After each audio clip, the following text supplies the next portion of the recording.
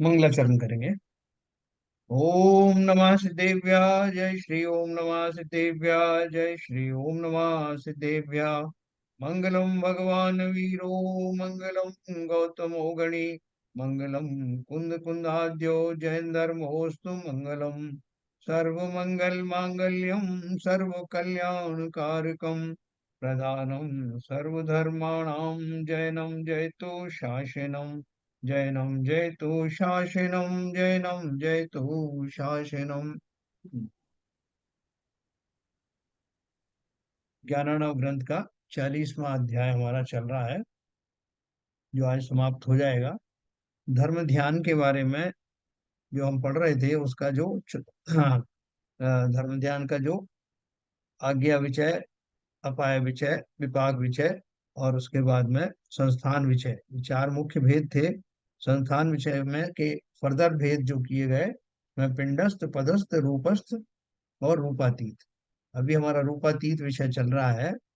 जैसा कि आप सब जानते हैं कि पिंडस्थ में तो हमारी वो कल्पनाएं हुई थी सारी, अग्नि धारणा, मारुति धारणा और वरुण धारणा, ये सब अपन ने धारणाएं की थी। उसके बाद पदस्थ ध्यान में हमने मंत्रों का ध्यान किया था।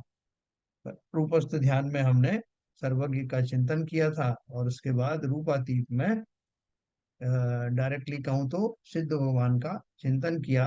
और सिद्ध भगवान से स्वयं सिद्ध बनने की प्रक्रिया प्रारंभ हो जाती है, क्योंकि उसके ठीक बाद में शुक्ल ध्यान शुरू होता है। तो अभी जो हमको रूपस्थ ध्यान जो हम पढ़ रहे हैं, जिसमें हर एक में ये लिखा है, बार बार ये लिखा हुआ है कि इस रूपस्थ ध्यान का चिंतन करने वाला वो स्वयं सिद्ध बन जाता है। और वो हमको ऐसा लगता है कि रूपस्थ ध्यान के माध्यम से ही सिद्ध बन जाता है, लेकिन वो कहना क्या चाहते हैं कि वो आपने सही सीढ़ी पकड़ी है और उसके बाद में सीधा जो शुक्ल ध्यान में हमारा मन एकाग्र हो जाता है, स्थापित हो जाता है और शुक्ल ध्यान पूर्वक ही सिद्ध बना जाता है। तो जहाँ एक्सट्रीम बात कही गई कि रूपस्थ ध्यान के द्वारा बस सिद्ध बना ही जा रहा है, उसका मतलब कि कुछ क्षणों की बात है, क्योंकि ये सारी घटनाएं घटित होने में कोई साल महीने नहीं लगते। ये सब क्षणों की बात होती है कि जो व्यक्ति जो है इस लेवल पर चल रहा है, वैराग्य से ओतप्रोत है और जिसका एकाग्र चित्त होने की जिसने बड़ी प्रकार अभ्यास कर रखा है, उसके लिए ये सारी जो मंजिलें एक के बाद एक पार होती चली जाती हैं। और रूपस्थ ध्यान के बाद रूपातीत ध्यान और उसके बाद शुक्ल ध्यान, ये खटाखट होते चले जाते हैं। इस अपेक्षा से वो बोलते हैं कि जैसे अब किसी ने 10 सीढ़ियां हैं किसी मकान में, 10 सीढ़ी में से उसने पहली दूसरी सीढ़ी पर पैर रख दिया है, तो ये मान के चला जाता है कि वो ऊपर अब पहुंच ही जाएगा। उसी प्रकार से रूपस्थ ध्यान के बारे में जो अपन पढ़ रहे हैं, तो उसमें सीधा उन्होंने बोला कि अभी जो सामने उस सिद्ध को देख रहा है और धीरे धीरे वो सिद्ध में ही समाहित हो जाता है, ऐसे उसे दिखाई देता है कि मैं ही तो सिद्ध हूँ। और फलतः वो सिद्ध बन जाता है। तो इसमें वो एक आध स्टेप बीच की जो है वो जम करके बताते हैं। वो स्टेप बहुत बारीकी स्टेप है जो अपन आगे पढ़ेंगे। और एक धीरे धीरे करके हमारा जो ध्यान है बहुत सूक्ष्म होता जाएगा। तो अपनी बुद्धि को एकदम सूक्ष्म करके, अपने आप को तैयार करके और बैठना। आज तो मैं आपको ये रूपस्थ ध्यान के, रूपति ध्यान का अंतिम सोपान पर ले जाऊंगा और उसके बाद में धर्म ध्यान का जो फल है उसकी विस्तार से चर्चा करूंगा कि उस फल से क्या होता है, जो हमारे इंटरेस्ट की बात है, जिससे हमें इंटरेस्ट पैदा हो। तो देखिए, कल मैंने आपको ये 29 नंबर का जो है दोहा बताया था, वहीं से मैं चलूंगा फिर से।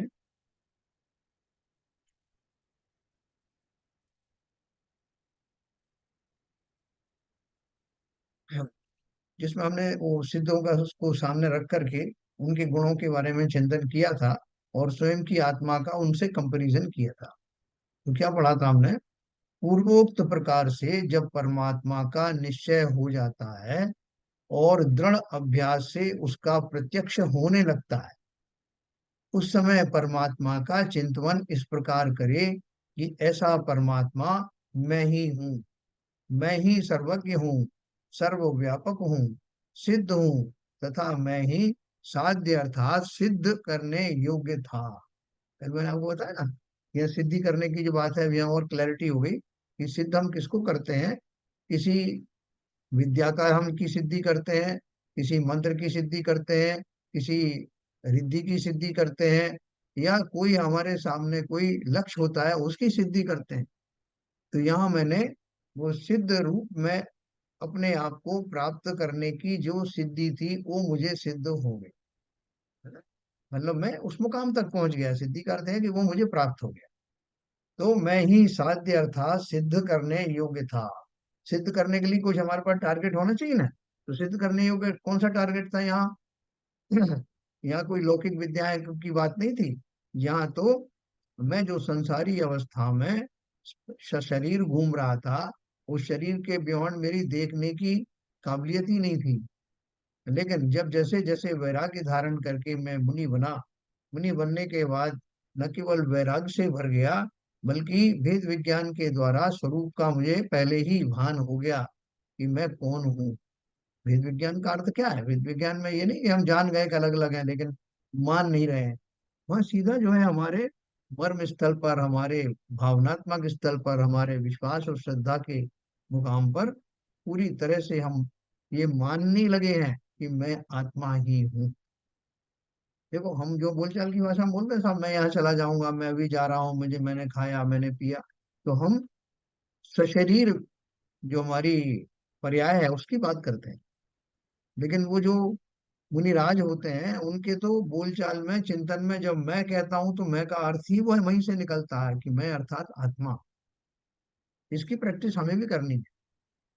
जब कभी हम संसार के व्यवहार में हम उलझे भी, वहां में मैं कहने में भी भले ही आए, हर बार हमें अटपटा लगना चाहिए कि मैं किसको कह रहा हूं मैं, है ना? वास्तव में मैं कौन हूँ? तो ये जब भाव आने लगता है तो पर्याय में उस अवस्था को प्राप्त करने का सिलसिला शुरू हो जाता है कि अभी इसी पर्याय में मैं वास्तव में स्वभाव से जैसा हूं वैसा ही क्यों ना पर्याय भी आ जाए, और उस स्वाभाविक पर्याय का आगमन वर्तमान पर्याय में आ जाना, वही तो सिद्ध अवस्था है। जो अनंत है, बस अभी वर्तमान में अनंत है, वही कुछ समय पश्चात वही तो सिद्ध बनने वाले। तो मुझे हमारे अंदर से ही बनेगा, मटेरियल तो सब हमारा वही है ना। तो अभी इन्होंने इसलिए कहा कि जब मेरा चिंतन उस लेवल पर पहुंच गया, मैं मान के चलिए कि मैं वो मुनि हूँ जिसे इस संसार से अब कुछ लेना देना है नहीं। ऊब गया है मन संसार से, बस कर दिया है कि बस संसार से बस हो। अब मुझे किसी संसारी, जैसे सीता जी के जीवन में किया ना, परीक्षाएं बहुत दे ली, अब बस हो, परीक्षा से कोई परीक्षा देनी नहीं है। अंतिम परीक्षा यही है कि मैं वेद विज्ञान की कसौटी पर खरा उतरता हूँ कि नहीं। और ऐसा होते ही सर्वज्ञ देव, बल्कि सिद्ध अवस्था वाले वो जीव मेरे सामने दिखाई देते। और उन्हें देख के मुझे लगता है जैसे कि तपस्वी मुनिराज को कोई ऊपर से विमान जा रहा है, उसका तेज देख करके लगे कि कहीं किसी को कोई निदान हो जाए कि मुझे तो ऐसा बनना है। यहाँ हमारा क्या है, संकल्प है, इसे निदान नहीं कहेंगे, क्योंकि ये तो मेरी स्वाभाविक अवस्था है। सामने सिद्धों की पंक्ति विराजमान है और मेरे अंदर आ रहा है कि मुझे तो यही बनना है। प्रारंभ में ऐसा बोलते हैं कि मुझे ऐसा ही बनना है, बाद में तो बोलते हैं मैं यही हूँ, कोई अंतर नहीं। इसलिए उन्होंने कहा कि कैसा लगता है, इस प्रकार चिंतवन करे, ऐसा परमात्मा मैं ही हूँ, मैं ही सर्वज्ञ हूँ, सर्वव्यापक हूँ, सिद्ध हूँ, तथा मैं ही साध्य अर्थात सिद्ध करने योग्य था। सिद्ध करने वाले ने ही सिद्ध का वर्ण कर लिया, सिद्ध अवस्था का, सिद्ध का लक्ष्य लेकर के। इसी के लिए बोलते हैं ना, ध्यान ध्याता और ध्येय सब एक ही हो है। संसार से रहित परमात्मा, परम ज्योति स्वरूप, समस्त विश्व का देने वाला मैं ही हूँ। है विश्व का देखने वाला। देखने वाले का अर्थ क्या है? कि जिस जो सर्वज्ञ हो गया, जितने भी सर्वज्ञ हैं वो सब कंप्लीट पूरा देखते हैं, तो अपन जानते हैं ना। मैं ही निरंजन हूँ, ऐसा परमात्मा का ध्यान करे, उस समय अपना स्वरूप निश्चल, अमूर्त, अर्थात शरीर रहित, निष्कलंक, जगत का गुरु, चैतन्य मात्र और ध्यान तथा ध्याता के भेद रहित ऐसा अतिशय स्फुरायमान होता है ना? ऐसा स्फुरायमान होने लगता है। मुझे लगता है ये जो गुणायतन जो बन रहा है रमेश शिखर जी में, वो प्रमाण सागर जी का स्वप्न है कि ये सारी घटनाएं उसमें आपको थ्री डायमेंशनल दिखाई देंगी। उसमें मुझे लगता है कि ये सब भी है। सिद्ध बनने का जो प्रक्रिया है वो आपको थ्री डी पे दिखाई देगी कि देखते ही देखते वो जीव सामने सिद्धों की अवस्था को देखते उन्हीं में विलीन हो गया। ऐसा वो थ्री डायमेंशनल में दिखाई देगा तो आपको ध्यान करने में बहुत आसानी हो जाए। पूरे 14 गुण स्थान का वर्णन आएगा वहां पे, ये सब चिंतन आएंगे, ध्यान आएंगे। तो वो जो अवस्था है कि मतलब मेड इजी, अब आपको जो पढ़ करके हमको जो सुनाई पड़ रहा है वो देख करके सामने लगेगा, पूरी प्रक्रिया हमको दिखाई देगी। तो यहाँ देखो, अब मैं आपको 30वें नंबर का बताता हूँ। 30 और 31, दो इसमें दोहे बचे हैं। 30 नंबर पे है।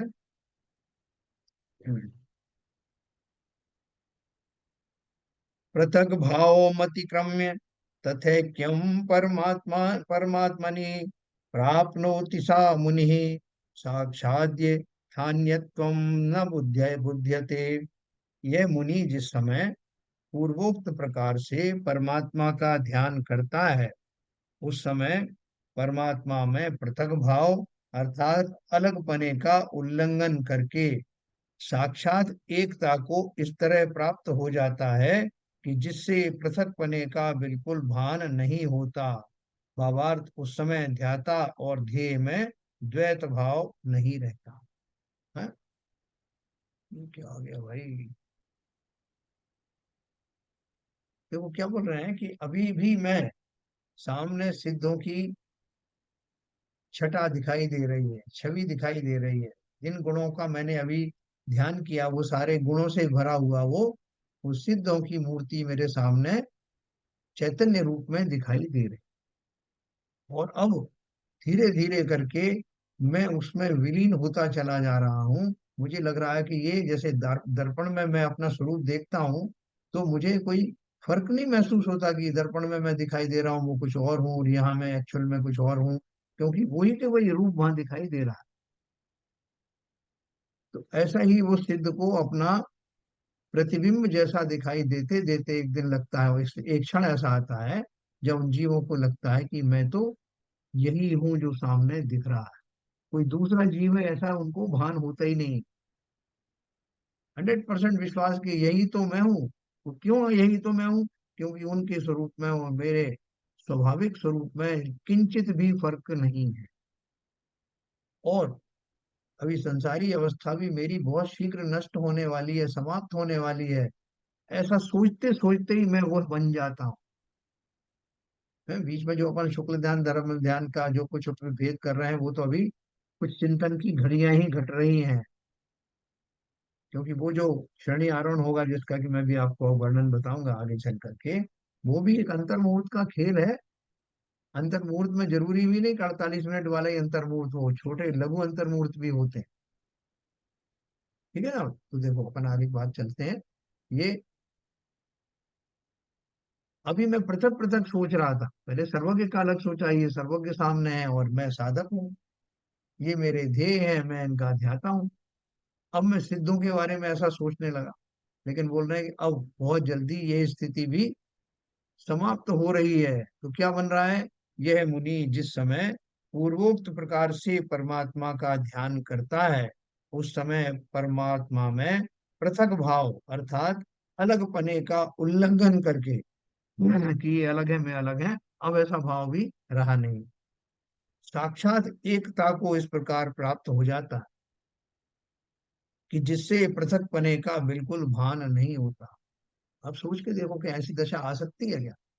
लगता ही नहीं कि जो सामने जो देखा है देख रहा हूँ, जो सिद्धों का जो स्वरूप मैंने नक्की किया है और अब मुझे झिलमिलाता हुआ, वो स्फुरायमान होता हुआ सिद्ध का प्रतिबिंब या सिद्ध की छटा सामने दिखाई दे रही है। और विश्वास अंदर से कह रहा है कि यही तो मैं हूँ। और निरंतर ऐसा भाव करता हुआ जीव सिद्ध ही बन जाता है। क्योंकि वो अवस्था फिर उसके बीच की जो अवस्था है वो घटित हो जाती है जो शुक्ल ध्यान वाली है। जब जब वो सिद्ध बनने की जो प्रक्रिया होती है वो इसी तरह के चिंतन पूर्वक होती है। उस समय ध्याता और ध्येय में द्वैत भाव नहीं रहता। द्वैत भाव मतलब दो भाव नहीं रहते कि ये एक मैं, एकत्व भाव हो जाता है, ऐसा ही मैं। ऐसा एक दूसरे ग्रंथ से लिए उन्होंने गाथा, तो मैं आपको सुनाता हूँ। निष्कलह परमात्मा हम, लोकालोक भास कहे, विश्वव्यापी स्वभावस्थो, विकार परिवर्जित है। निष्कल अर्थात देह रहित। कल बना हुआ था ना, कल का अर्थ क्या है? कल बना देह। तो निष्कल अर्थात देह रहित, लोक और अलोक को देखने और जानने वाला, विश्व में व्यापक, स्वभाव में स्थिर, समस्त विकारों से रहित, ऐसा परमात्मा मैं हूँ। ऐसा अन्य ग्रंथों में भी अभेद भाव से दिखाया गया है। जो ऊपर का जो अर्थ था मेन गाथा का, वही अर्थ यहाँ पे है। अभी 31 नंबर गाथा मैं आपको सुनाऊंगा, अंतिम गाथा है इसकी, इस अध्याय की। इति विगत विकल्पम, क्षीण रागादि दोषम विदितो, सकल वेद्यम त्यक्त विश्व प्रपंचम, शिवमजमन वद्यम विश्वलोकैकनाथम, परम पुरुषा पुरुषमुच्चैर भाव शुद्धया भजस्व। इसमें इसमें 4 लाइन में दिया है, किताब में 2 लाइन में किया है पूरा। यहाँ आचार्य विशेष उपदेश रूप प्रेरणा करते हैं कि हे मुने, इस प्रकार जिसके समस्त विकल्प दूर हो गए हैं, जिसके रागादिक सब दोष क्षीण हो चुके हैं, जो जानने योग्य समस्त पदार्थों का जानने वाला है, जिसने संसार के समस्त प्रपंच छोड़ दिए हैं, जो शिव अर्थात कल्याण स्वरूप अथवा मोक्ष स्वरूप है, जो अज अर्थात जिसको आगे जन्म मरण नहीं करना है, जो अनवद्य अर्थात पापों से रहित है, तथा जो समस्त लोक का एक अद्वितीय नाथ है, ऐसे परम पुरुष परमात्मा को भावों की शुद्धता पूर्वक अतिशय करके भज। है, ये उन्होंने जो उसके अलंकार जो पढ़े हैं, बताए हैं, वो उसमें क्या क्या दिया है? आचार्य विशेष उपदेश रूप प्रेरणा करते हैं। ये भी हमने धर्म ध्यान के बारे में अच्छी प्रकार से पढ़ लिया। तो अब बोल रहे हैं अब में हमारे लिए क्या उपदेश है। तो उपदेश दे रहे हैं आचार्य मुनि राज को, हे मुने, जिस प्रकार जिसके इस प्रकार जिसके समस्त विकल्प दूर हो गए हैं। विकल्प क्या थे? विकल्प जो थे, वो विकल्प किससे आ रहे थे कि मेरा उपयोग इधर उधर से भ्रमित हो रहा था, बहुत सारी चीजों में जा रहा था, मुझे अपने स्वभाव का भान नहीं था, सिद्धों के गुणों के बारे में मैं जानता नहीं था, तो मेरा मन, मेरा उपयोग भटक रहा था। तो बोल रहे हैं इस प्रकार जिसके समस्त विकल्प दूर हो गए, यानी वो मुझे ही संबोधित कर रहे हैं कि अब तुम्हारे सारे विकल्प दूर हो गए, जिसके रागादिक सब दोष क्षीण हो चुके हैं, और जो जो जानने योग्य समस्त पदार्थों का जानने वाला है, जिससे जिसने संसार के समस्त प्रपंच छोड़ दिए हैं। मेरी बात हो रही, वह नहीं छोड़ दी, ये मानो। फिलहाल अपन यही माने कि वो मुनि मैं ही हूँ जिसने ये सब कर लिया है। अब तो आचार्य मुझे आशीर्वाद दे रहे हो कि तुमने ये सब कर लिया है ना, तो अब सुनो, समस्त प्रपंच छोड़ दिए हैं, जो शिव अर्थात कल्याण स्वरूप अथवा मोक्ष स्वरूप है, जो अज अर्थात जिसके आगे जन्म मरण नहीं करना है। मानो मेरा ही ये अंतिम जन्म अब घोषित हो गया है। हम मुझे बता रहे हैं कि तुम्हारा ये जन्म लास्ट जन्म है, तो मेरी क्या प्रक्रिया होगी?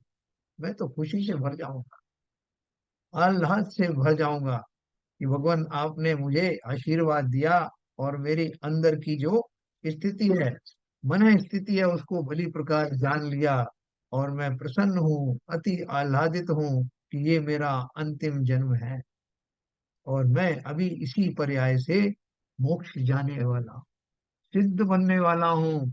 आपने भला मेरे प्रकार का आकलन किया अपने केवल ज्ञान के द्वारा।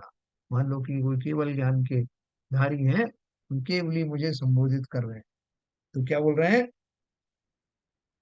जो अनवद्य अर्थात पापों से रहित है, मैं पापों से रहित हो गया, तथा जो समस्त लोक का एक अद्वितीय नाथ है, ऐसे परम पुरुष परमात्मा को भावों की शुद्धता पूर्वक अतिशय करके भज।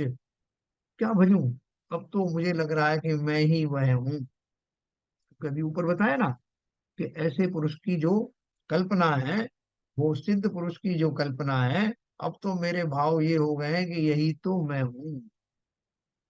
तो उन्होंने एक बार फिर से ये कहा कि ऐसे आत्मा को, यानी सिद्ध आत्मा को भजो, क्योंकि सिद्ध आत्मा में ये सारे गुण आ चुके हैं। लेकिन अभी तो ऊपर ये भी कहा था कि ये मान के चलो ये तुम ही हो। तो मैंने आचार्य की पहले वाली बात भी मान ली, मैं ही हूँ। भावार्थ है शुद्ध भावों से ऐसे परम पुरुष परमात्मा का ध्यान करना और करते करते उसी में हो जाना। इस प्रकार इस अध्याय में रूपातीत ध्यान का निरूपण किया है ना। इसका संक्षेप भावार्थ यह है कि जब ध्यानी सिद्ध परमेष्टि के ध्यान का अभ्यास करके शक्ति की अपेक्षा से आपको भी उनके समान जानकर और आपको उनके समान व्यक्त रूप करने के लिए उस आप में ही लीन होता है, तब आप कर्म का नाश कर व्यक्ति रूप सिद्ध परमेष्टि होता। देखो अभी तक उन्होंने ये बताया कि मैं शक्ति रूप से, समस्त आत्माएं होती हैं और मैं भी शक्ति रूप से सिद्ध ही हूँ। अब वो क्या बोल रहे हैं कि जो सिद्ध बनने की प्रक्रिया हमने आपको बता दी, उस प्रक्रिया में क्या बोला, संक्षेप भावार्थ यह है कि जब ध्यानी सिद्ध परमेष्टि के ध्यान का अभ्यास करके शक्ति की अपेक्षा से आपको भी उनके समान जानकर, है ना। अभी जब लास्ट मोमेंट तक तो मैं शक्ति की अपेक्षा से ही जानूंगा, अभी व्यक्ति कहाँ ही है। तो मैं जान करके और बार बार इस अभ्यास को करके कि मैं यही हूँ, मैं ऐसा ही हूँ। जैसे अरम अरम योग का मैंने आपको बताया ना, समस्त योग में जो ऑटो सजेशन देते हैं कि ओ मैं तो निरोगी हूँ, मैं तो भगवान स्वरूप हूँ, मेरा कुछ बिगड़ा नहीं है, ऐसा जो अलग अलग जो ऑटो सजेशन देते हैं, और उससे लोग निरोग भी हो जाते हैं, निकाय उनकी निरोगी हो जाती है। तो ऐसा ही चिंतन यहाँ करना कि मैं जो शक्ति रूप से सिद्ध रूप हूँ, वैसा अब मैं व्यक्त रूप से तुरंत ही बनने जा रहा हूँ, बन रहा हूँ, बन रहा हूँ, बनने लगा हूँ, बन ही गया हूँ, और सिद्ध में समाहित हो जाता हूँ। ये तो शब्दों में आ रहा है। जो वास्तव में जब सिद्ध बनने की घटना घटित होती है, जिसमें वो 85 प्रकृतियां जो शेष रही हैं वो सब चली जाती हैं, उस समय जो उनका जो क्लाइमेक्स पे जो ध्यान जाता है, वो इस प्रोसेस से गुजर करके ही जाता है। ठीक है, और बन जाते हैं। तो इस तरह से हमने वो सिद्ध बनने का पूरा सिलसिला स्थूल रूप से जाना। हम इसका अध्याय करेंगे, इसका अभ्यास करेंगे, तो अवश्य आज नहीं तो कल। ये नाटक नहीं है। कोई बोले अरे साहब ये नाटक का क्या फायदा, हम तो घोर संसारी हैं साहब, हमारे अंदर सारे दुर्गुण मौजूद हैं, और ये सब आप बिना बात के हमको इतना उकसा रहे हो, इतना ऊपर चढ़ा रहे हो कि हम इस लायक नहीं है। नहीं, शक्ति की अपेक्षा से तो हम वैसे ही हैं जैसा आचार्य ने बताया, उसमें कोई अतिशयोक्ति नहीं। और ऐसा चिंतन करने से, जैसे हमें कोई कह देना कि अरे भाई साहब आप जो है जैन जैन कुल में जन्म लिया है, ये आपको अच्छा लगता है कि ये शराब की बोतल आपकी टेबल पर रखी है, भले ही किसी ने रख दी हो, कोई क्या कहेगा आपसे। तो हम तुरंत जागृत हो जाते हैं, हाँ साहब ये तो नहीं चाहिए हमें। हमें अपने स्वरूप का ज्ञान हो जाता ना, स्थिति का ज्ञान हो जाता। अरे साहब आप इतने बड़े बूढ़े हो गए, इतनी उम्र आपकी हो गई, ये काम आपको शोभा देता है क्या? तो तुरंत हमारा वो विवेक जागृत हो जाता है। ऐसे ही आचार्यों ने हमारे विवेक को झनकृत कर दिया, हमें झिझोड़ दिया कि भैया तुम शक्ति रूप से हो, ऐसे तो वो एक इंद्रिय जीव भी है, लेकिन तुम में उनमें अंतर है ना। खाली इतने मात्र से संतुष्ट मत हो जाओ कि वो भी शक्ति अपेक्षा से, मैं भी हूँ, मुझ में क्या विशेषता है। वैराग्य के जिस लेवल पर आज हम और आप आ गए हैं, भले ही वो ऐसा दिखाई देता नहीं, लेकिन जब भी कोई हम दिव्य पुरुष की वाणी हमारे कानों में पड़ती है, कोई उपदेश, कोई देशना किसी मुनिराज का या जिनेन्द्र देव का शास्त्रों के माध्यम से हमारे कानों में पड़ता है, हमारा विवेक जागृत हो जाता है। कहाँ उलझ रहे हो, कहाँ फंस रहे हो। किन क्रियाओं में लग रहे हो, तुम्हें क्या करने योग्य था, ये पर्याय यूं ही चली जा रही है, क्या कर लिया तुमने। जाते जाते इस पर्याय में कुछ करके जाना, ऐसा भाव हमें अब जागृत अगर होने लगा है, तो निश्चय ही हमारा ये पढ़ना सुनना सार्थक है। हम भले ही अभी मुनि नहीं बने, देखो अभी लास्ट में इसमें आएगा भी कि आप मुनि नहीं भी बने हो तब भी ये उपदेश आपके लिए है, बल्कि और भी ज्यादा कार्यकारी होगा। नहीं, कौन समझाएगा हमें, कौन देगा ये उपदेश, है ना। बच्चों की माँ तो होती है, कोई किसी ना किसी तरह वो आश्वस्त रहता है कि माँ मेरी केयर करेगी, जैसी भी है, पढ़ी लिखी अनपढ़ जो कुछ भी है। तो यहाँ जिनवाणी मेरी माँ है, इनके बिना कौन संबोधेगा मुझे, कौन बताएगा कि मैं कहाँ तक आ गया हूँ और अब क्या कुछ शेष है।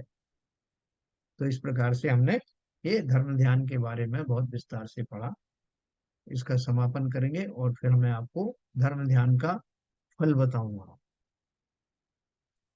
सिद्ध निरंजन कर्म बिन मूर्ति रहित अनंत, जो ध्यावे परमात्मा सो पावे शिव संत।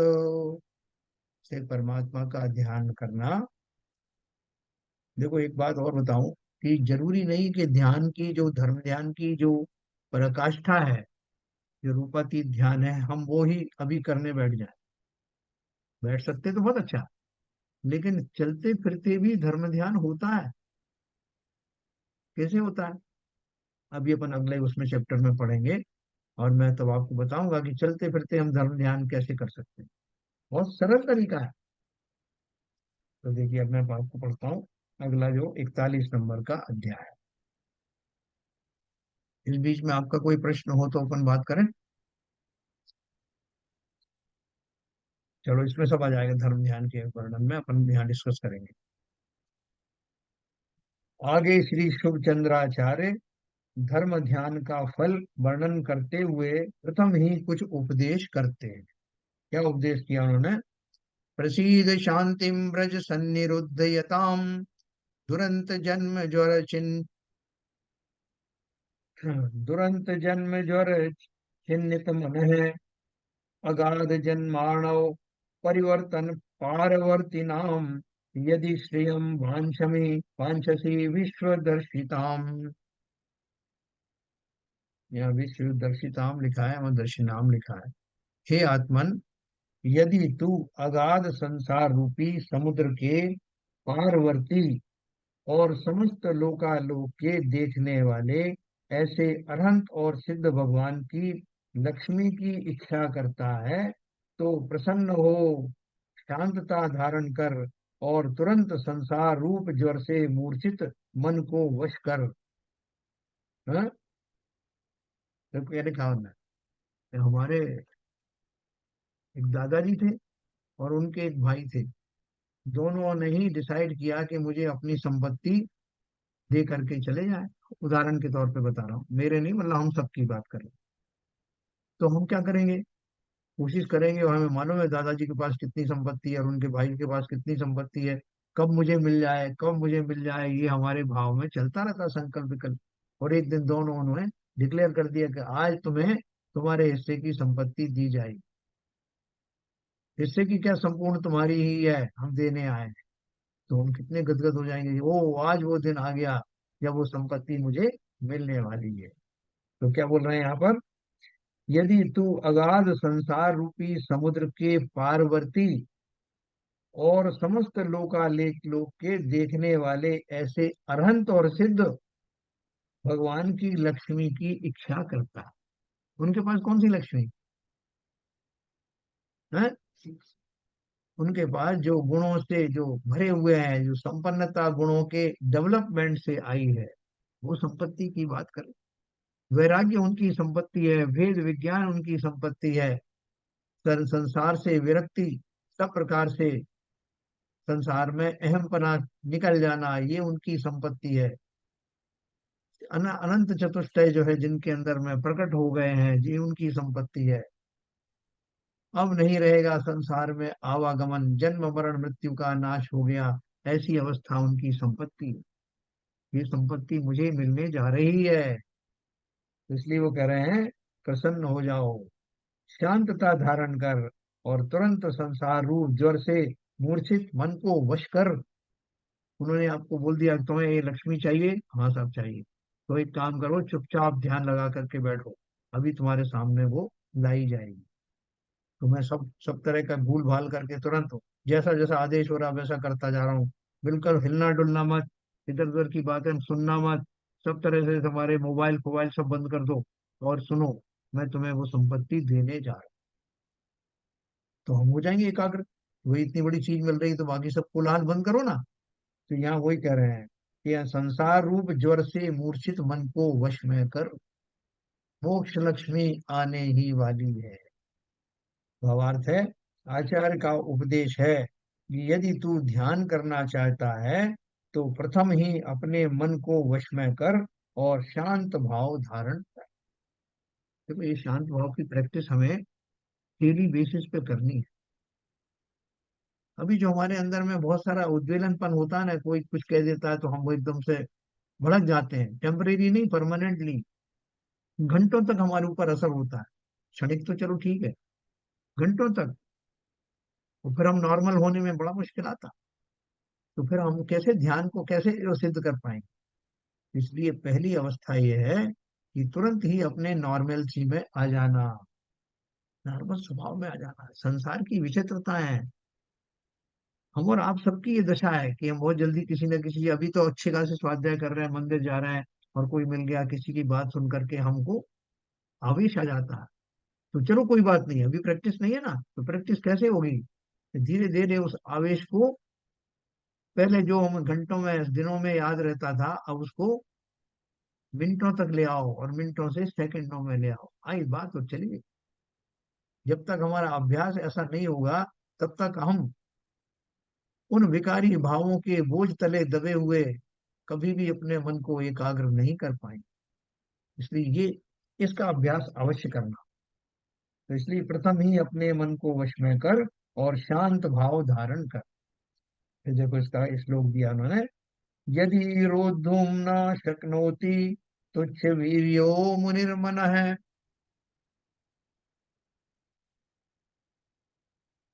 तदा तदा रागे तरध्वंसम कृत्वा कुर्यात् सुनिष्कलम। और तुच्छ वीर्य मुनि अर्थात सामर्थ्यहीन मुनि यदि अपने मन को वश नहीं कर सके तो राग द्वेष का नाश करके मन को निश्चल करे। भावार्थ है, मन को राग द्वेष रूप परिणत ना होने दे। सामर्थ्यहीन मुनि की बात कर रहे हैं ना, कि मान लो वो नहीं कर पा, तो हम हमारे अंदर भी क्या है, हम वैसे तो बहुत सामर्थ्यवान बनते हैं, भाई साहब आप मुझे जानते नहीं, मेरे अंदर क्या क्या खूबियां हैं, बड़े से बड़ा काम मैं चुटकी बजाते कर देता हूँ।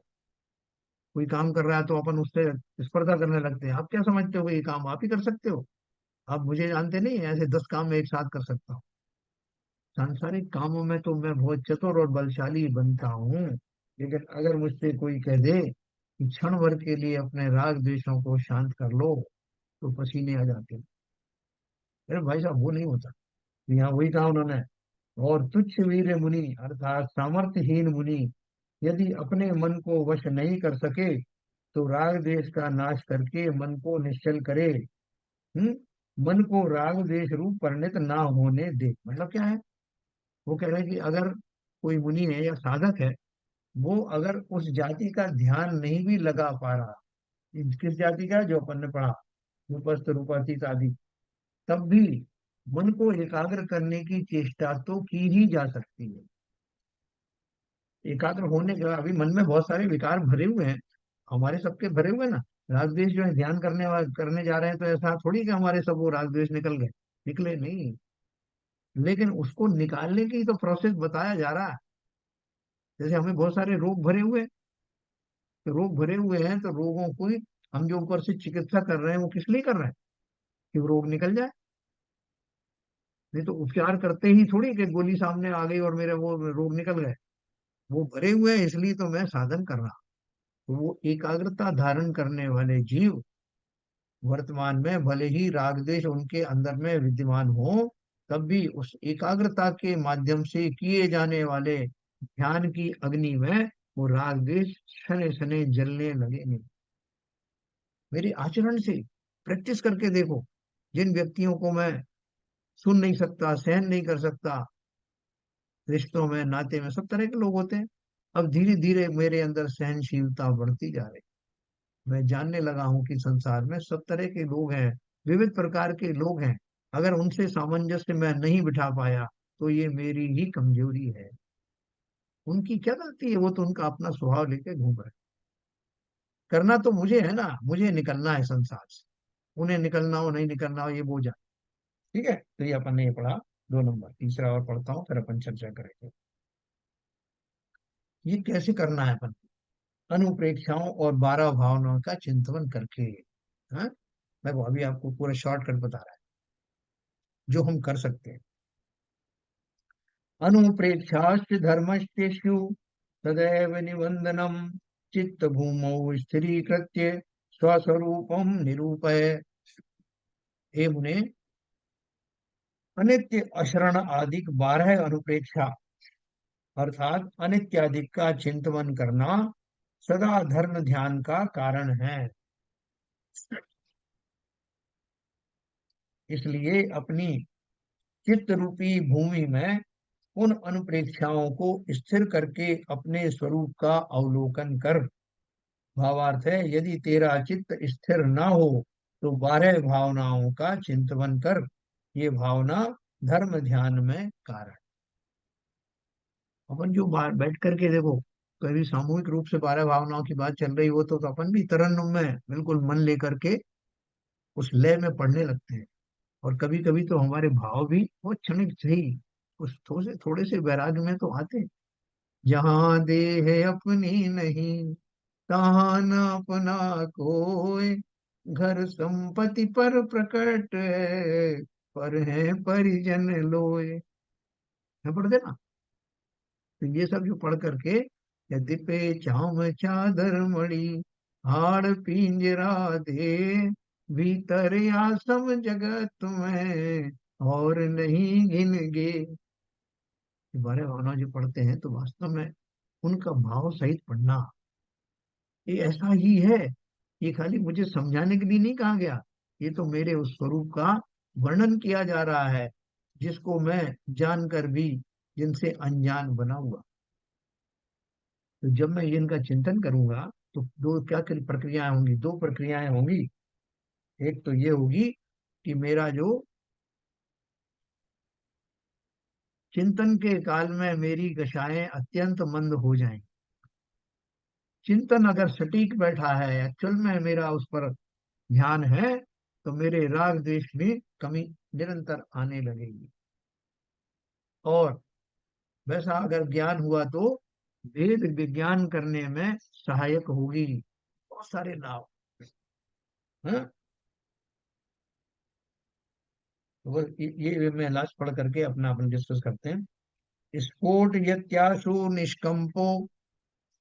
हाँ, मैंने पहले बोला था ध्यान, तो थोड़ा इसमें एक और अगला मुझे दिखा है। स्फोट यत्याशु निष्कंपो, यथा दीपो घनम तमः, तथा कर्म कलंकोगम मुनेर ध्यानम सुनिश्चलम।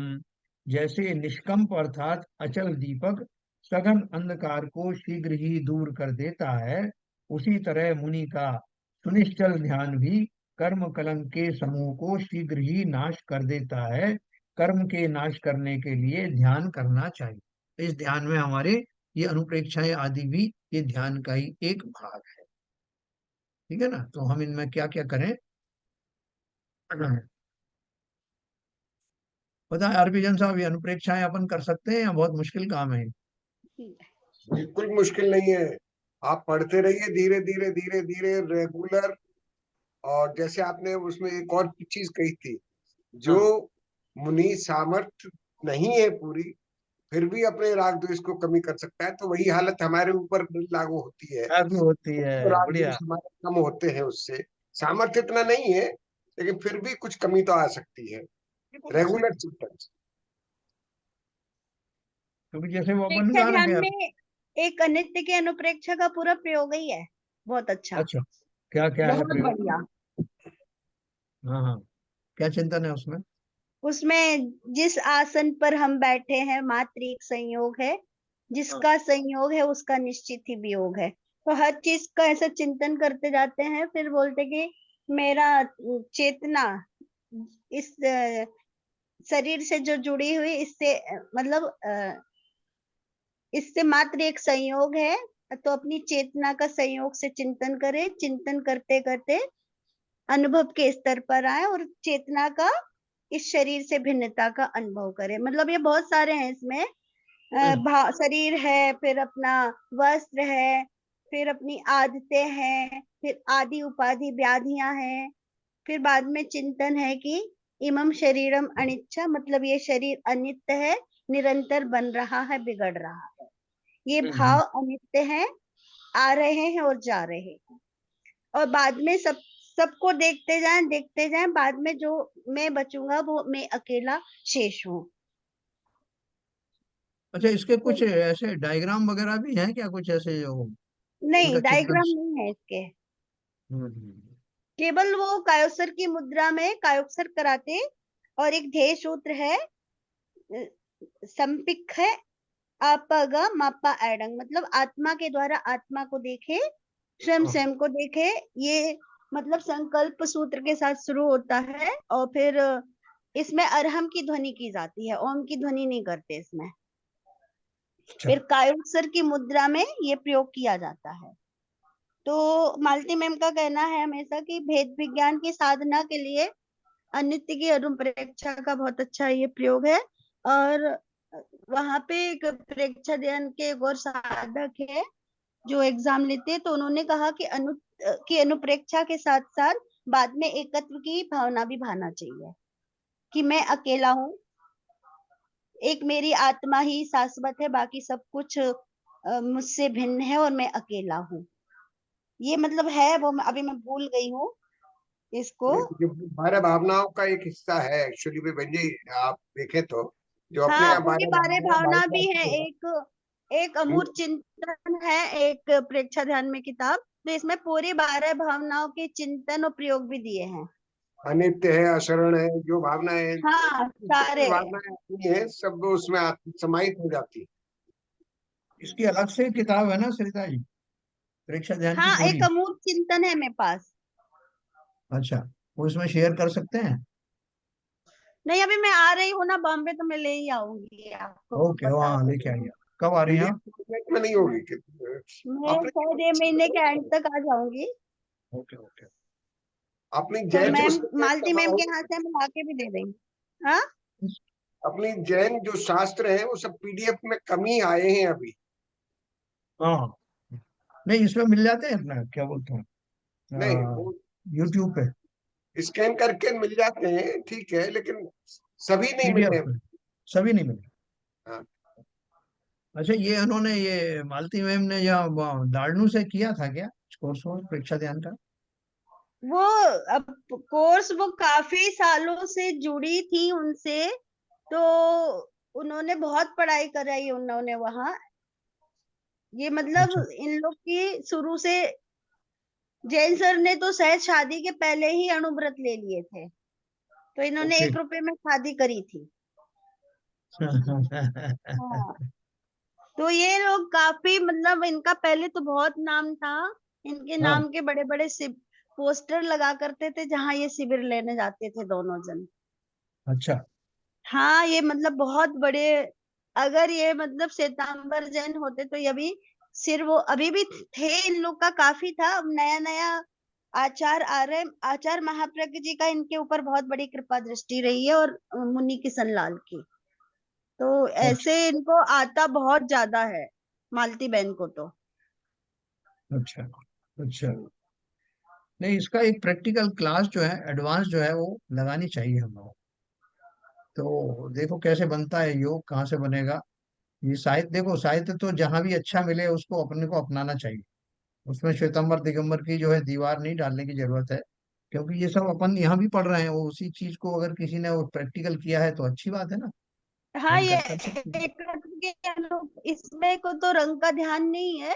और जो एकत्व की अनुपेक्षा में आनंद गिनती, मतलब ये हमारे उनका ये कहना है कि जब बदलाव की शुरुआत होती है तो हमारे ज्ञान के केंद्र नाभि से ऊपर ही हैं सारे। और नीचे कसाय के केंद्र है। तो जितने भी प्रयोग होते ना, तो एकत्व की अनुप्रेक्षा में शायद हरे रंग का ध्यान किया जाता है आनंद केंद्र पर, मतलब अपने छाती के मध्य भाग पर। ओके। अपन ने इसमें भी कहीं पढ़ा था कोई ध्यान के बारे में, शैलन जी आपको याद आ रहा है कुछ? कहीं रीम अक्षर को हरे रंग में, ऐसा कुछ अपन ने कलर का भी पढ़ा था क्या? बहन जी उधर है, बहन जी बताइए, इसमें जो प्रेक्षा ध्यान में जो, और हमारे जो दिगंबर साहित्य में ये कुछ मिलता है क्या इस तरह का? हाँ, इसी में पढ़ा था ना, जो पदस्थ ध्यान है उसमें पढ़ा था ना, कलर के साथ ध्यान करें, हाँ सोने जैसा, हाँ, तो चंद्रमा जैसा, अमृत बरसाता हुआ, श्वेत हाँ, रंग का। इसको रामायण, यस। हाँ, ऐसे पढ़ा है ना इसमें। जैसे उसमें तो ऐसे इनका उन्होंने लिखा है प्रेक्षा ध्यान में कि पुद्गल के जो पांच गुण रूप गंध वर्ण स्पर्श होते हैं, तो आत्मा को सबसे ज्यादा वर्ण प्रभावित करता है, ऐसा लिखा था, इसलिए रंगों का ध्यान है। हाँ, हाँ। नहीं, रंगों से चिकित्साएं भी की जाती है ना, हाँ, वो भी रंगों है, से। एमए में था ना पूरा। जैसे जिसको डायबिटीज है तो वो ऑरेंज कलर की बोतल में पानी भर ले, हाँ, और उसको मतलब ऐसे लकड़ी के किसी पट्टे पे रख दे सूर्य के 12 घंटे तक, तो वो सूर्य तप्त हो जाता है, वो डायबिटीज के लिए काफी अच्छा है। Okay, okay. एक क्लास अपन उनसे भी अभी आग्रह करेंगे, मालती मैम से। एक क्लास और कभी अपन रखते हैं जब सबको कन्वीनियंट हो। अभी हम आ तो जाएंगे तब रखिएगा, हमारा भी अटेंड हो जाएगी। हाँ, नहीं, आपके आपकी गाइडेंस में ही रखेंगे, आप यहाँ हमारे रिप्रेजेंटेटिव होंगी यहाँ पे, तो ओपन करते हैं इसको। ये सब लोगों की इच्छा है, बोलिए भाई, शैलन जी बताओ। हाँ बिल्कुल बिल्कुल, मैं मूर्ति चिंता के वो देख रहा था, पीडीएफ तो नहीं मिली, हाँ, लेकिन जो अभी आएंगी तो उसको देख लेंगे, नहीं तो उसकी वो करा लेंगे अपन, पीडीएफ बनवा देंगे, एक दिन दो हाँ। दिन ले लूंगा मैं। क्या भाव जी, करवाएं कुछ आगे इसमें प्रैक्टिकल? क्यों नहीं, क्यों नहीं। वैसे वो जो अरहम योग जो कराते हैं, और ये भावना योग जो चलता है वहाँ, यहाँ अपने पास वो एक्सपर्ट लोग हैं कुछ उसके? नहीं, मेरे पास मैं एक श्वेता है, अभी उनके हाँ, एग्जाम खत्म हो गए। हाँ, अभी बता रही थी मैंने उसको। अरहम अरहम योग का हमने फॉर्म भर दिया है, शायद 26 हाँ, तारीख से क्लासेस शुरू होंगी। अभी मैंने इसका भी भर दिया फॉर्म। अच्छा, अच्छा, अच्छा। वो यही बॉम्बे में है ना, श्वेता जी? वो तो बॉम्बे कांदीवली में है, तो अभी हम एक दिन उनको, कल उनको इनवाइट कर लेते हैं, हाँ, लिंक दे देंगे ये वाली। ओके। और आप कब आने वाली है एंड? हाँ, आपकी कौन सी तारीख इधर आने की, बॉम्बे हमारी अभी आने की? डिसाइड नहीं है, पर यही महीने में आना है। अच्छा, ठीक है, ठीक ठीक। चलिए, तो कुछ तो हमें लाभ मिल ही रहा है इसका। अभी नए लोग जो हैं उनको पता नहीं कितना समझ में आ रहा है कि हमारे मौलिक भाई बहुत डिफिकल्ट तो नहीं लग रहा है, कि थोड़ा थोड़ा क्लैरिटी आ रही नहीं है? नहीं नहीं, क्लैरिटी तो आ रही है। मतलब ध्यान करना चाहिए, वो सब जो लिखा है वो हाँ, हिसाब से अच्छा लग रहा है। और हाँ जी, जी। इतना डीप में नहीं, लेकिन समझ में तो आ रहा है कि कैसे अपने को आचरण और कैसे करना चाहिए जीने के लिए, ध्यान कैसे करना चाहिए और किसका ध्यान करना चाहिए। ठीक है, ऐसा लगता है मन से कि बहुत ऊपर का लेवल का है, हाँ, लेकिन समझ में आ रहा है जी। क्योंकि अपन को वो लेवल पे जाना तो है ही ना, अपन उसको स्किप तो कर नहीं सकते। बिल्कुल तो जाना ही है वहां पे तो। जी जी, उनके चलिए, बिना बहुत बढ़िया। तो नहीं नहीं कुछ। जी जी। हाँ, चलिए, समय हो चला।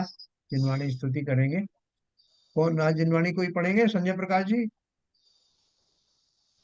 आपको याद है या किताब हो? वो नहीं तो हाँ शैलेंद्र सर, जी पढ़े। करता हूँ मैं तो। हाँ, करिए, करिए।